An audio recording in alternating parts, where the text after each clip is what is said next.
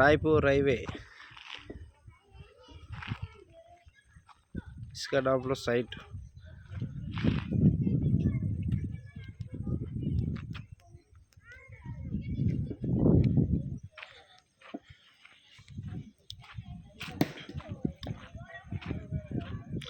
చుట్టూ compound wall, 6 అడుగుల గోడ, ఊరుకు ఆనుకొని, ఊరికి attached cement road, existing cement road 40-60 cement road,